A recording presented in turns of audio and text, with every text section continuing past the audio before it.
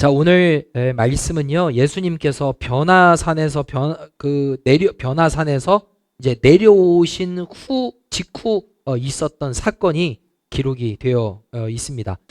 예수님의 수제자인 베드로와 야고보와 요한이 변화산에 올라갔을 때 아주 신비롭고 영광스러운 모습을 봤어요. 예수님의 얼굴에 막 광채가 납니다. 그리고 예수님이 입고 계신 옷이 막 환한 빛이 납니다. 그리고 예수님 옆에 누가 있었냐면 모세와 엘리야가 등장을 합니다. 모세는 하나님의 율법을 받은 사람이고 엘리야는 선지자 중에 선지자라고 불릴 만한 사람이 바로 엘리야예요.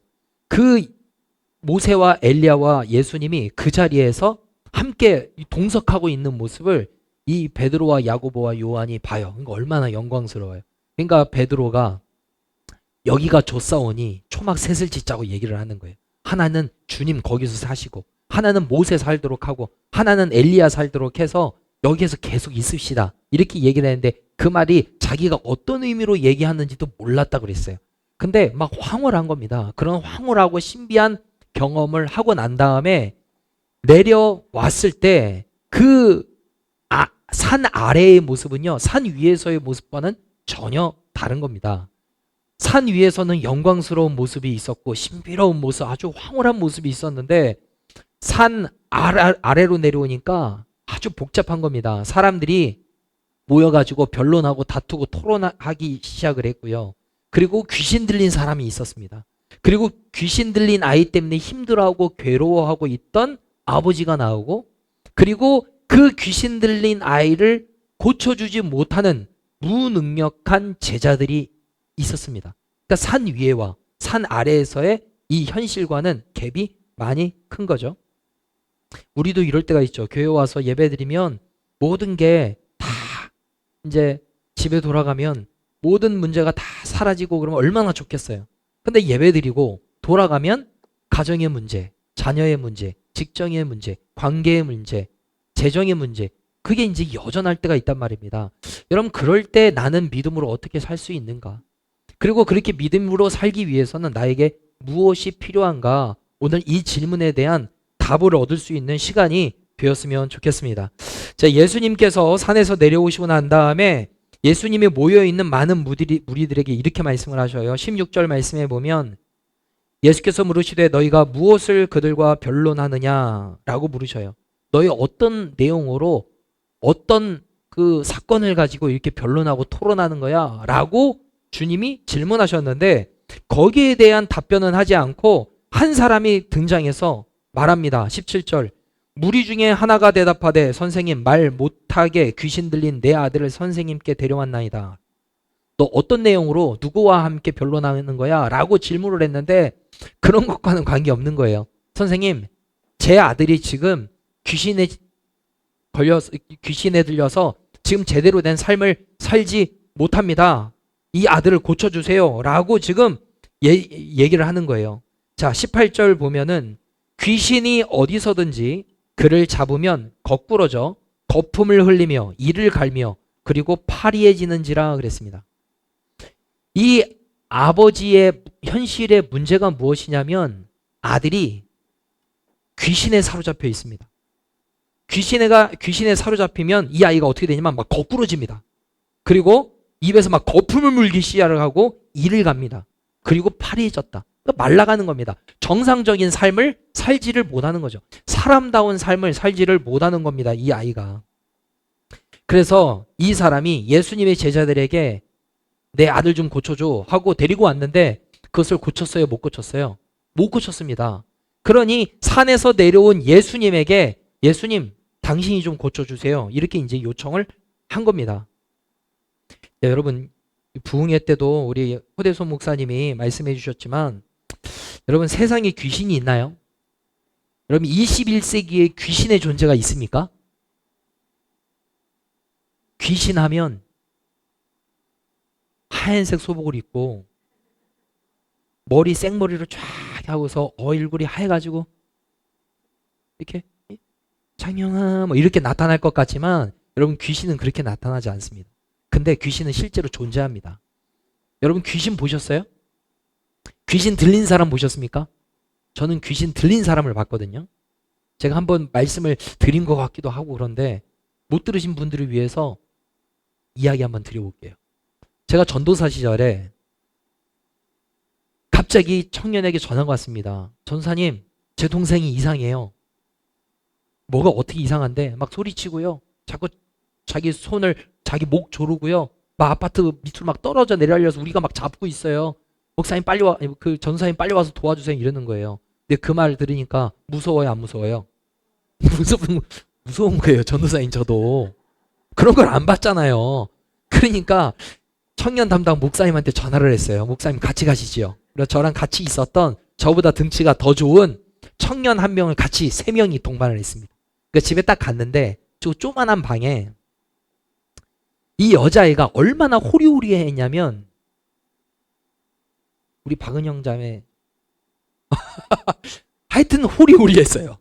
엄청 호리호리한데 몸무게로 제가 여자 몸무게는 잘 모르겠지만 한 40여 킬로 될까? 엄청 말랐어요.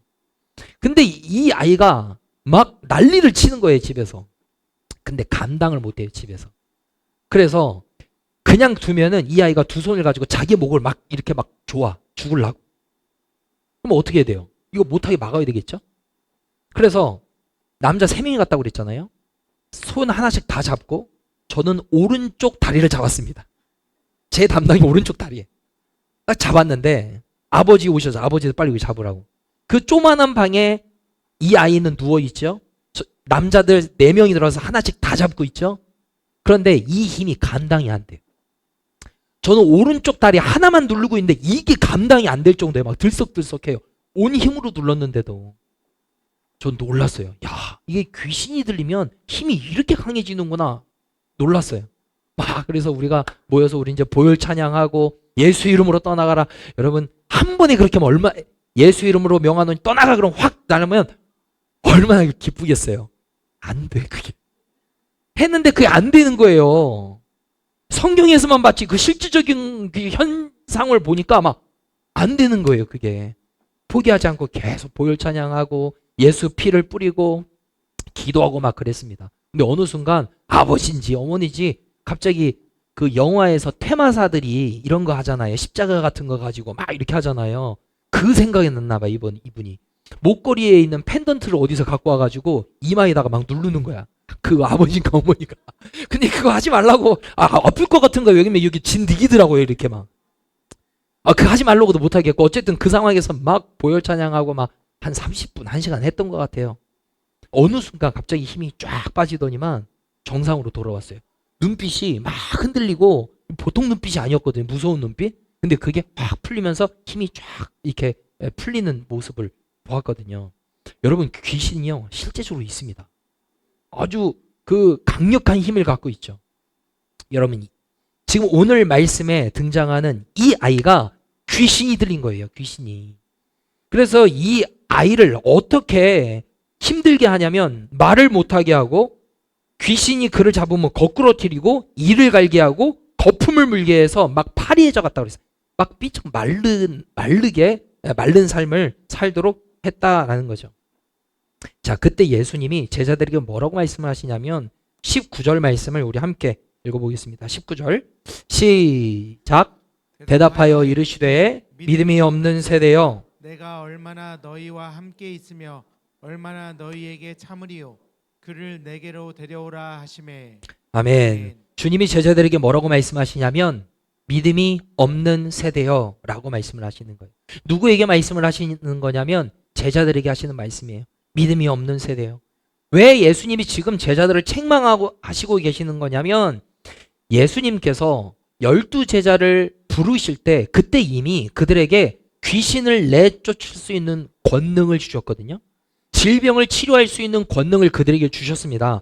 마태복음 10장 1절 말씀에 보면 예수께서 그의 12제자를 부르사 더러운 귀신을 쫓아내며 모든 병과 모든 약한 것을 고치는 권능을 주시니라 그랬어요. 이미 주셨어요 그들에게. 근데 그들이 지금 그거를 제대로 사용하고 있어요 못하고 있어요? 못하고 있는 겁니다. 이미 받았는데 하나님이 주셨는데 그거를 제대로 사용하지 못하고 있으니 거기에 대한 안타까움이 있어서 믿음이 없는 세대요 라고 이렇게 말씀을 하시는 거고, 두 번째로 책망하신 그 이유는 무엇이냐면 예수님이 변화의 산에서 내려오시면서 예수님이 제자들에게 뭐라고 말씀하셨냐면 내가 곧 죽어 그리고 3일 만에 살아날 거야. 예수님의 죽음과 부활의 사건에 대해서 말씀을 해주셨거든요. 그러면 예수님이 지금 이 제자들과 함께 할 수 있는 시간이 얼마 되지 않아요. 예수님이 죽은 다음에 이제 승천하시고 올라가시면 그 예수님이 하셨던 사역을 제자들이 계승해서 이어서 나가야 되는데 여전히 믿음 없는 모습을 보이니까 주님이 안타까운 겁니다. 그래서 믿음이 없는 세대요 라고 말씀을 하시는 거죠. 여러분, 그런데 이 믿음이 없는 세대요 라는 말씀은 제자들에게만 하시는 말씀이 아니라 우리에게도 동일하게 적용될 수 있는 말씀이에요. 믿음이 없는 세대요. 왜냐? 여러분, 하나님께서는 우리를요 하나님의 자녀로 삼아주셨습니다. 그래서 세상에서 당당하게 살도록 하는 것이 하나님의 계획이고 하나님의 뜻이에요. 그런데 작은 문제 앞에 염려하고 걱정하고 근심하고 두려워하며 살 때가 얼마나 많아요. 그런 모습 때문에 주님이 믿음 없는 자요, 주님이 이렇게 말씀을 하시는 거예요. 하나님께서 우리를 세상의 빛과 소금의 역할을 감당하라고 부르셨죠. 그런데 세상에서 전혀 영향력이 없는 거예요. 우리가 세상을 걱정해야 되는데 세상이 교회를 걱정하게 된 이 지경에 이른 것, 주님이 이 모습을 보시면서 믿음이 없는 세대요 라고 말씀을 하시는 거죠. 우리 그리스도인들이 하늘에 속한 사람으로서 하늘나라를 바라보며 살기를 하나님이 원하시는데 우리가 이 땅에 속하여서 이 땅만 바라보면서 육신의 정욕, 안목의 정욕, 이 생의 자랑만 쫓으며 살아가는 우리의 이런 모습을 보시면서 하나님이 말씀을 하시는 거예요. 믿음이 없는 세대요, 이렇게 말씀을 하시는 겁니다.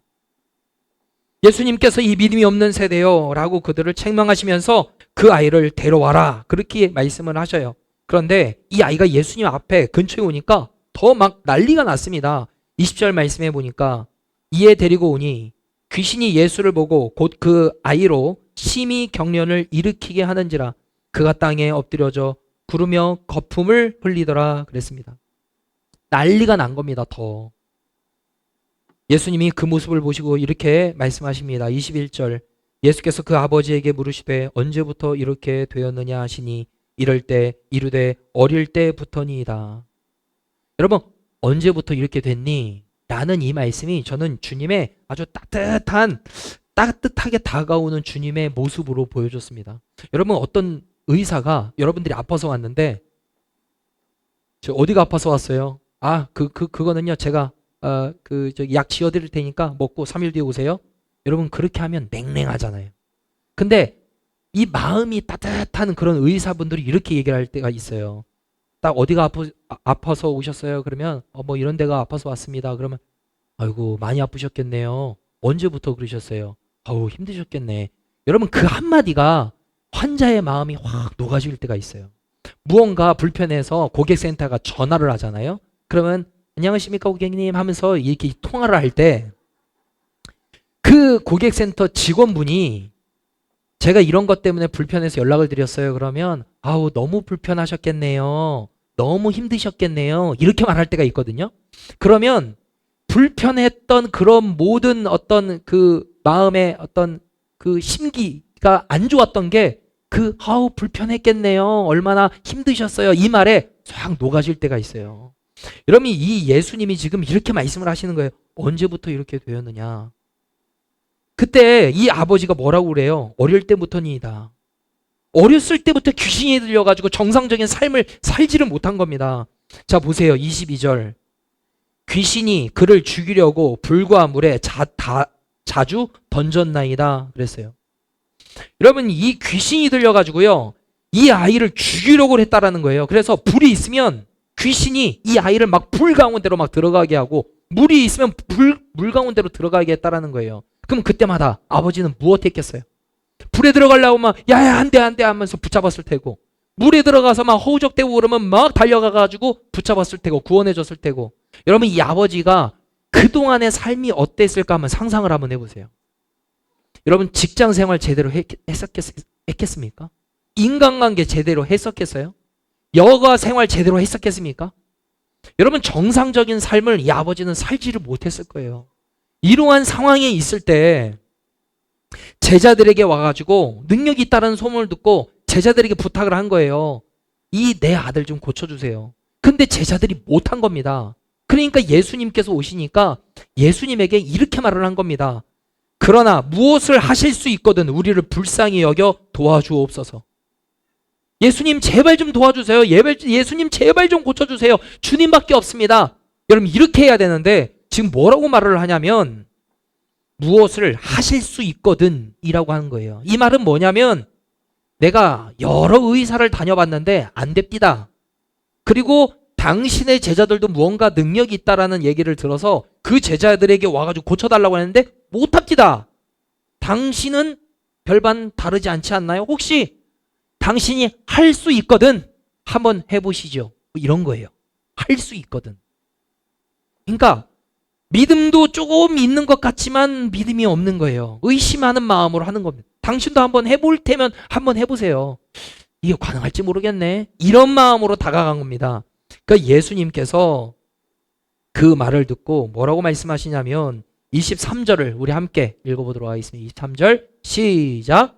예수께서 할 수 있거든이 무슨 말이냐? 믿는 자에게는 능히 하지 못할 일이 없느니라 하시니. 아멘. 자, 예수님께서 이렇게 말씀을 하십니다. 할 수 있거든이 무슨 말이냐? 이 아버지는 그랬잖아요. 할 수 있거든 해주세요. 근데 주님이 그 단어가 걸린 겁니다. 할 수 있거든? 할 수 있거든이 무슨 말이냐? 나를 믿는 그 사람은 못할 것이 없어 라고 말씀을 하시는 거예요. 능치 못할 게 없어 라고 말씀을 하시는 겁니다. 그 사람이 대단해서가 아니라 나를 믿으면 그 사람에게 하나님의 나라가 임해, 권능이 임해, 능력이 임해. 그렇기 때문에 너는 나를 믿어. 그러면 놀라운 역사가 너의 삶 가운데 나타나게 될 거야 라고 지금 주님이 말씀을 하시는 거예요. 그러면서 할 수 있거든이 무슨 말이냐? 믿는 자에게는 능히 하지 못할 일이 없다라고 말씀을 하십니다. 그러니까 이 아버지가 정신이 번쩍 났어요. 그리고 24절 뭐라고 말하냐? 곧 그 아이의 아버지가 소리를 질러 이르되 내가 믿나이다. 나의 믿음 없는 것을 도와주소서 하더라 그랬어요. 소리를 지르기 시작하면서 정신이 번쩍 나서 내가 이렇게 살면 안 되지 하면서 내가 믿겠습니다. 당신을 믿겠습니다. 당신을 하나님의 아들로 믿겠습니다. 그래 나의 믿음 없는 것을 도와주소서. 여러분 믿음 있는 척 하지 않았습니다. 여러분 우리는 자꾸 믿음이 있는 척 할 때가 있어요. 사람들에게 내가 믿음 있는 척 보여줘야지. 사람들에게 이렇게 해야 인정받을 수 있지. 여러분 그러다 보면 자신도 속아요. 남도 속이고 자신도 속아. 자신이 믿음이 있는 줄 알아요. 그런데 여러분 주님을 속일 수는 없죠. 여러분 우리가 주님 앞에 겸손한 마음으로 나아가야 되는 기도 제목은 뭐냐면 믿음이 없으면 주님 내가 믿음이 없습니다 라고 인정하고 하나님 나에게 믿음을 주세요 라고 고백하는 거예요. 내가 능력이 없습니다. 하나님 나에게 은혜를 주세요. 내가 하나님의 말씀대로 살 수가 없네요. 그러니 주님 나에게 은혜를 주세요. 나에게 질병이 있고 나의 삶에 이런 문제가 있습니다. 내 힘으로는 안 됩니다. 그러니 주님 도와주세요. 나의 죄를, 내가 지은 죄를 내게 해결할 수가 없습니다. 그러니 당신이 좀 도와주세요. 여러분 이 겸손함을 하나님 앞에 나아가는 것, 그 기도가 우리의 기도 제목이 되어야 할 줄로 믿습니다. 여러분 우리의 삶에 얼마나 많은 문제가 있어요. 예배드리고 나면 모든 문제가 다 해결되면 얼마나 좋아요. 그런데 가면 여전하잖아요. 현실은 똑같습니다. 그것 때문에 우리는 좌절하고 날심할 때가 얼마나 많아요. 그때 우리는 하나님 앞에 기도해야 돼요. 하나님, 내가 이 모든 현실을 감당할 힘과 능력이 없습니다. 그러니 하나님 나를 붙들어 주세요. 말씀대로 살 수 있는 절대 믿음을 허락해 주세요. 그렇게 기도해야 할 줄로 믿습니다. 믿음의 주요 또 온전케 하시는 이인 예수를 바라보라고 그랬습니다. 우리에게 믿음을 주시는 분이 누구세요? 예수님이세요. 우리를 온전하게 하시는 분이 누구십니까? 예수님이십니다. 그 예수님을 바라볼 때 주님이 우리에게 은혜 주시고 평강의 은혜 주시고 감당할 힘을 허락하여 주실 줄로 믿습니다. 자, 따라하겠습니다. 주님, 제가 믿음이 없습니다. 믿음이 부족합니다. 믿음 없음을 도와주옵소서. 여러분 그렇게 기도하세요. 힘들고 어려우면 괜찮은 척 하지 마세요. 하나님 앞에 나아가서 하나님 너무 힘듭니다. 너무 괴롭습니다. 너무 고통스럽습니다. 하나님 감당할 힘을 주세요. 나 하나님 아니면 안 됩니다. 하나님 내 인생을 붙들어 주옵소서. 그렇게 기도할 때 하나님이 건져주시고 위로하여 주시고 새 힘을 허락하여 주실 줄로 믿습니다. 주님이 그 소리를 듣고 주님이 뭐라고 어떻게 하시냐면 25절 말씀해 보니까 예수께서 무리가 달려와 모이는 것을 보시고 그 더러운 귀신을 꾸짖어 이르시되, 여러분 귀신은요 꾸짖는 거예요. 귀신을 우리가 설득해가지고 너 왜 들어왔니? 제발 좀 나가줘. 이거 아니에요. 귀신은 꾸짖는 겁니다. 이 더러운 귀신아 그 사람에게서 나와라. 여러분 그때 어떤 역사가 일어나냐면 주님이 말 못하고 못 듣는 귀신아 내가 내게 명하노니 그 아이에게서 나오고 다시 들어가지 말라 하시면 어떻게 됐냐? 26절 귀신이 소리 지르며 아이로 심히 경련을 일으키게 하고 나가니 그랬습니다.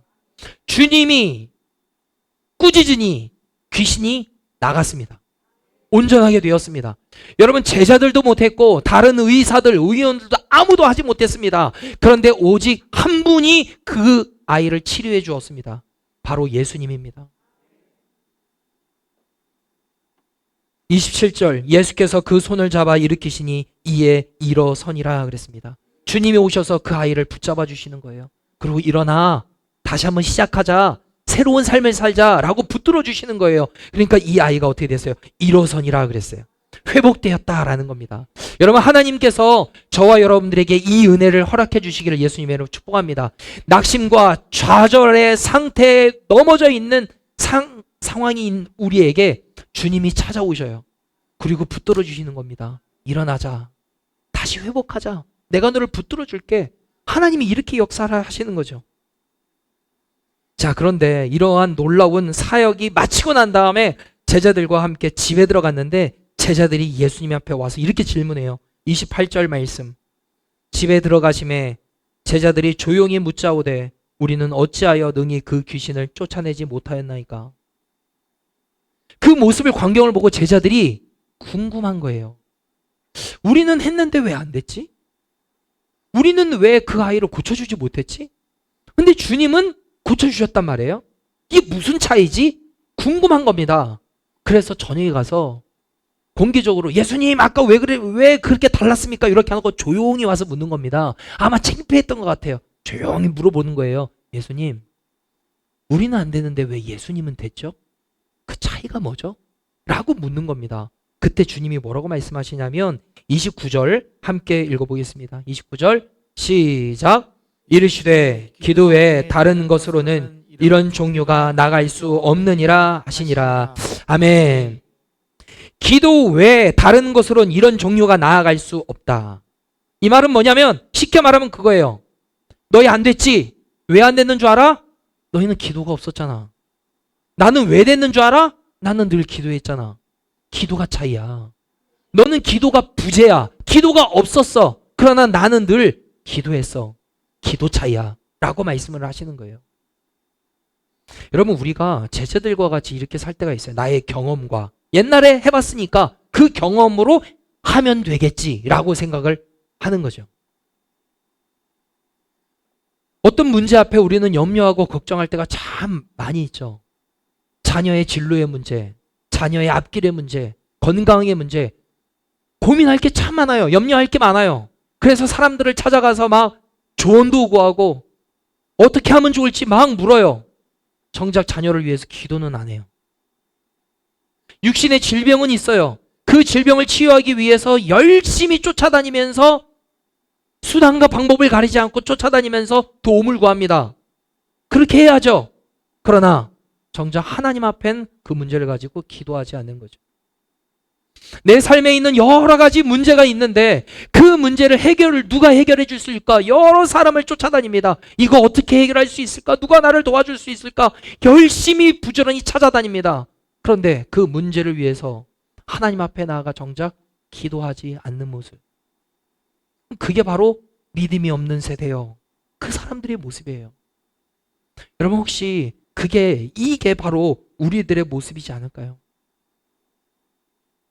믿음이 없어서 기도하지 않고 작은 문제 앞에 늘 넘어지고 작은 유혹 앞에도 늘 넘어지고 이기지 못해서 두려워하고 염려하고 걱정하고 낙심하고 좌절하고 여러분 이러한 삶을 우리가 살고 있지는 않습니까? 여러분 그때 저와 여러분들은 하나님 앞에 기도해야 돼요. 하나님 나에게 믿음을 더하여 주옵소서. 그리고 나의 기도가 살아나게 되기를 원합니다. 여러분 기도가 살아날 때 그 영혼이 살게 되는 줄로 믿습니다. 여러분 기도가 회복될 때 목장이 살아나게 되는 줄로 믿습니다.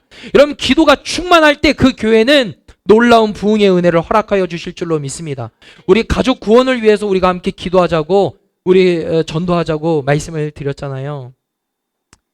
여러분 기도 없이는 영혼 구원의 역사가 일어날 수가 없습니다. 앞으로 대표 기도를 할 때 우리 교회에서 대표 기도를 할 때 꼭 집어 넣으셨으면 좋겠어요. 우리 집사님들 돌아가시고 권사님들 돌아가시면서 우리 기도하잖아요. 가족 구원을 위해서 기도하세요. 나의 사랑하는 부모님이 신앙생활하게 하여 주옵소서. 나의 남편과 아내가 신앙생활 잘하게 하여 주옵소서. 더욱이 우리 자녀들이 신앙생활 잘할 수 있는 은혜와 복을 허락하여 주옵소서. 예수 잘 믿는 믿음의 가정이 되게 하여 주시옵소서. 여러분 모든 예배 때마다 그렇게 기도하셨으면 좋겠어요.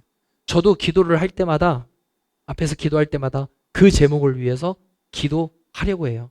여러분 기도할 때 하나님이 놀라운 역사를 허락하여 주실 줄로 믿습니다. 믿음의 그림을 여러분들이 그리셨으면 좋겠어요.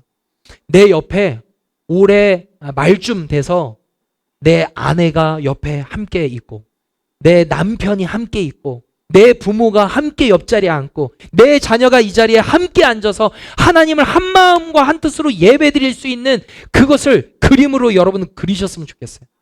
그리고 기도하시면 반드시 주님이 역사하여 주실 줄로 믿습니다. 여러분 기도 없이 부흥 없습니다. 기도 없이 능력 없습니다. 주님은 기도하셨습니다. 그러니 고쳐주신 겁니다. 제자들은 기도가 없었습니다. 기도가 부재했어요. 그러니까 능력이 없는 무기력한 제자의 삶을 살게 되었던 것입니다. 여러분 기도가 회복되기를 예수님의 이름으로 축복합니다. 더운 여름이 끝이 났습니다. 이제는 새벽과 저녁으로 아주 시원한 바람이 살랑살랑 불기 시작했습니다. 조금 있으면 이제는 에어컨도 끄게 되는 계절이 와요. 그때가 어떤 계절이냐면 기도하기 참 좋은 계절이에요. 춥지도 않고 덥지도 않고, 물론 우리 교회는 여름이면 밖에보다 더 시원하고 더 기도하기 좋지만 여러분 기도의 계절이 다가왔습니다. 여러분들의 삶에 있는 여러 가지 문제 있잖아요. 문제 없는 분 손 들어보세요. 내 삶에 힘들고 어려운 문제 난 하나도 없다 손 들어보세요. 없잖아요. 아무도 없습니다. 저에게도 있고 여러분들에게도 다 있으시잖아요. 그 문제를 가지고 여러분 하나님 앞에 나아가서 하나님의 도움을 구했으면 좋겠어요. 하나님이 역사해달라고 기도해 주셨으면 좋겠어요. 하나님 앞에 도와달라고 기도하셨으면 좋겠어요. 하나님이 찾아오셔서 여러분들의 삶에 그 문제를 해결해 주시고 도와주시고 견디고 감당할 수 있는 힘을 허락하여 주실 줄로 믿습니다. 그렇게 되기를 위하여 하나님 나에게 믿음을 달라고 기도하시고 또 나에게 기도의 은혜를 계속해서 기도하며 나아갈 수 있는 은혜를 허락하여 달라고 하나님 앞에 간구하며 나아갈 수 있는 저와 여러분 되기를 예수님의 이름으로 축복합니다. 기도하겠습니다.